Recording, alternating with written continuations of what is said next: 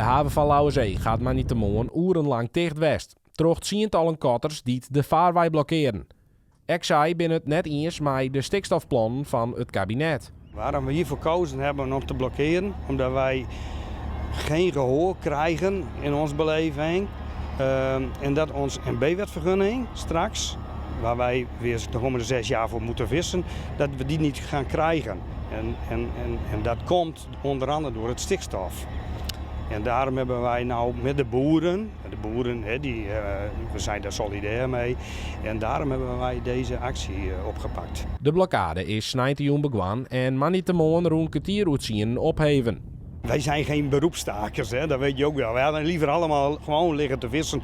En je moet de mensen ook niet tegen je in het harnas jagen. Dat is ook helemaal niet de bedoeling. En daar hebben wij ook net gezegd met elkaar, ook aan de Friese kant, de Groningen kant. Jongens, het is nou mooi geweest, de brug weer naar beneden en nou afbreken en dan kan iedereen zijn weg vervolgen.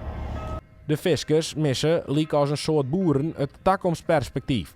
Want de nieuwe stikstofregels hebben ook effecten op hun levenswerk. En ik geloof ook dat de toekomst is. Maar ik bedoel, dan moeten de andere mensen die over ons lot beslissen ook even meewerken.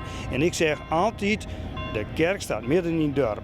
Jij hebt gelijk, ik heb gelijk. We hebben beiden een beetje gelijk. En wij hoeven het onderste niet uit de kan als wij gewoon maar vissen kunnen en wij ons gezinnen eten kunnen geven. Dat is het hele verhaal.